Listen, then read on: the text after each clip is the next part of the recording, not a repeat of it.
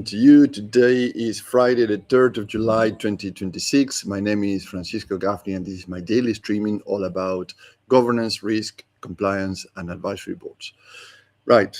The whole week, this week, I've walked through the advisory board operating system. We have that on the screen now. So let's do a quick recap because this week was all about an introduction and step-by-step about the rhythm, the cadence, the orchestration of advisory board for a company. And today I'm going to speak about specifically the left-hand quadrant of the model, which is your edge, your innovation, your transformation, and I'll wrap up the week how all these work in the cadence of 12 months. So Monday was the overall model. I introduced the model, how it looks like. Tuesday was about scaling the companies. Wednesday was about predictability. Yesterday, I covered the importance of systems in your organization. And today, as mentioned, is edge and the conclusion. So on the left-hand side of the model, and let me bring our attention to this portion first. And there you are. It should coming up. Great, perfect. Okay, let's focus on this section and then we'll go through the whole week and the cadence, how it works all together. So when we're talking about edge or innovation or transformation, we connect the performance of the company that we discussed yesterday is what the company is supposed to do, in which way, and how to report that back to the business.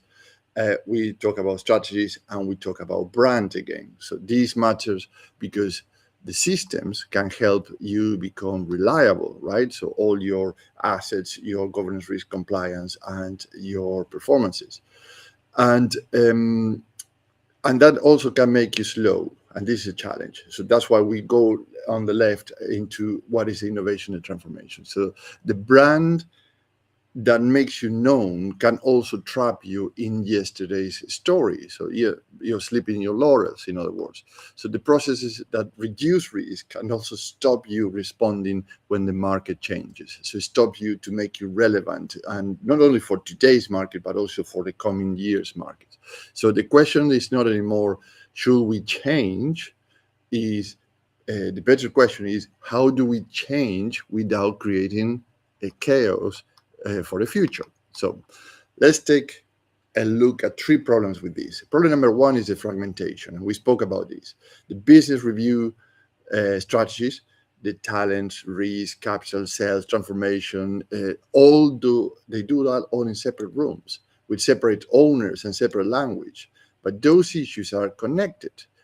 Scale creates bottlenecks, right? Growth creates capital pressure. Controls at the bottom creates arrive late, as we discussed yesterday, and the transformation then is reactive. So you see how the whole model start to interact, and there are causes and consequences why the things are happening. So the next fire that you see in front of you has a consequence somewhere else in the organization. Could be in your scaling portion, could be in your predictability portion, your capital, in your growth, in your system, your governance, risk, compliance, assets.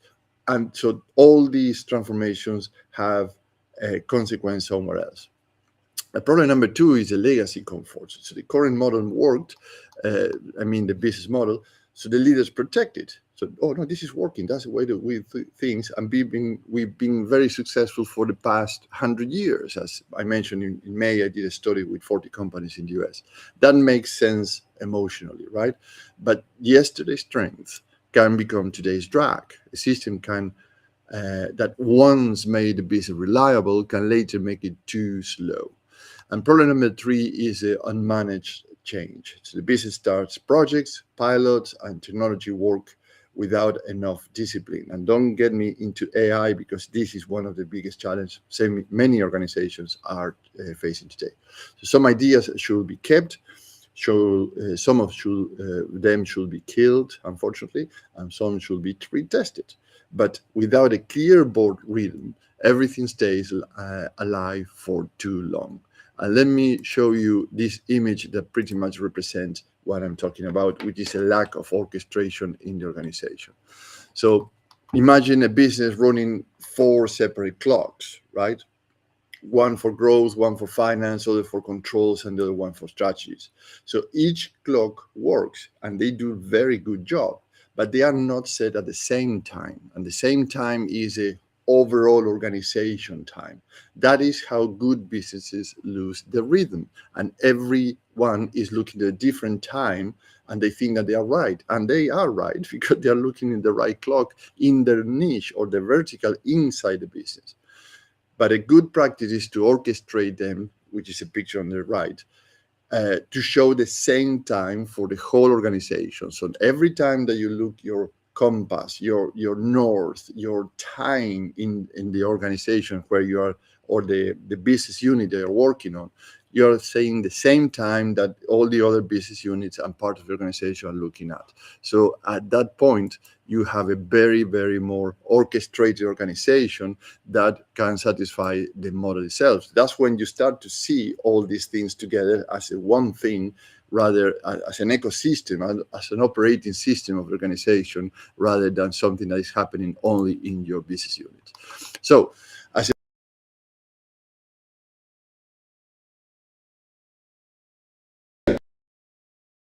operating system, and I'm going to start from the top.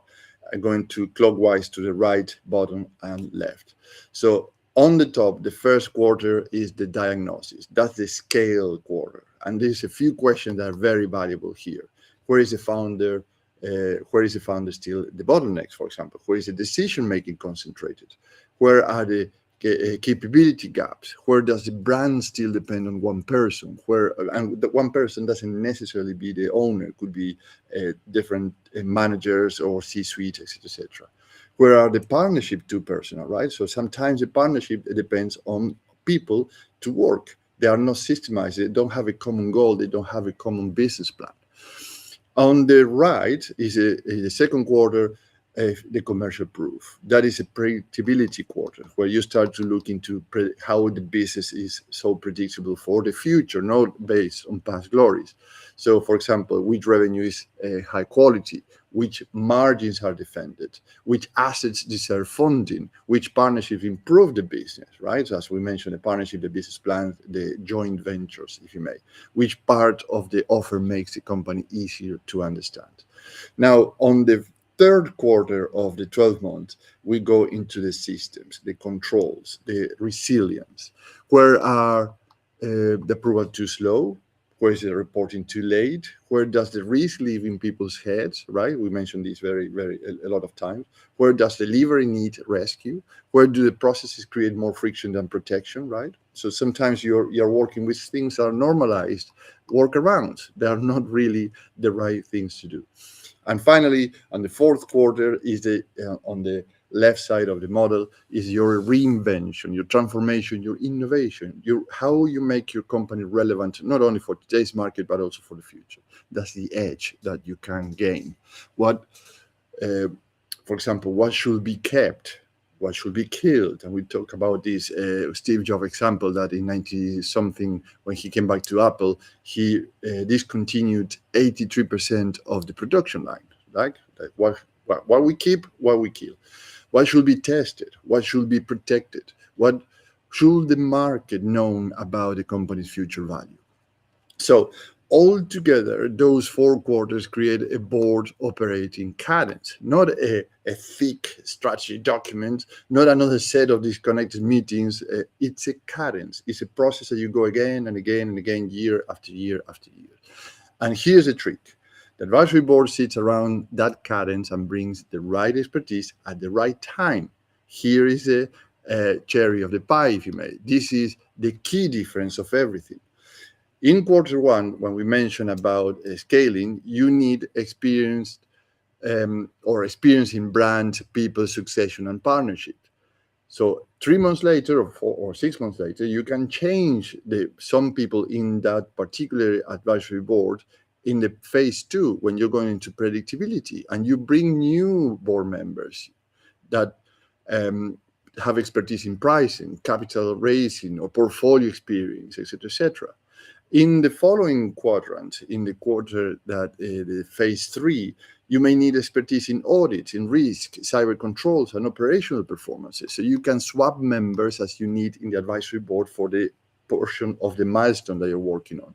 And lastly, in the quarter 4, on that phase, when you're talking about innovation transformation, you may need experience or experts in transformation, operational models, innovation, and market positioning.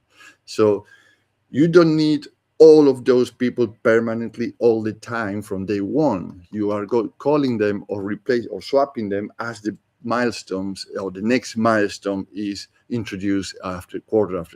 So you need the right people at the right milestone. This is why the rotating international advisory board matters. It keeps the talents modular.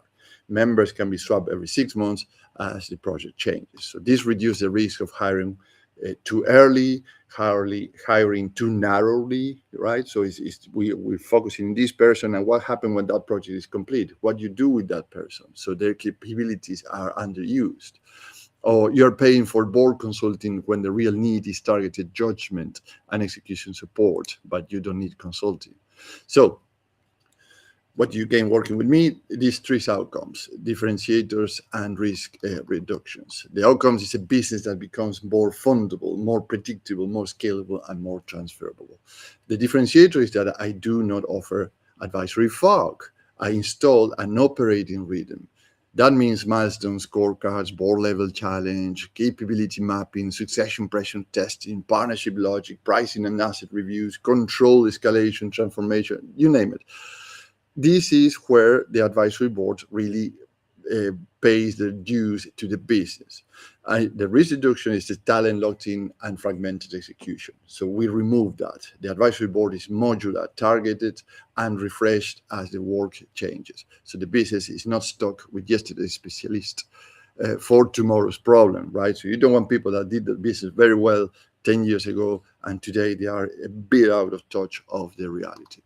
Now, one action you can take home today, and it's doable in 30 minutes or less. And let me show you the picture. Probably you're familiar with this one, how we do this.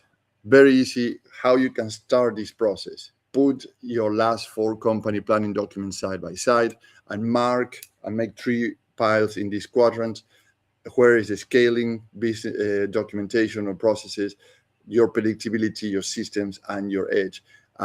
What are being discussed separate issues or not. So if you have this clarity now, if you can split this in 4 parts, scale, predictability, systems, and edge, or your transformation, and you can discuss this with your team in a separate conversation, then you need to orchestrate them into a whole system together. Remember the example of the clocks. Everybody have to be watching the same time. Otherwise, what is the point? You need to put and blend all these things together.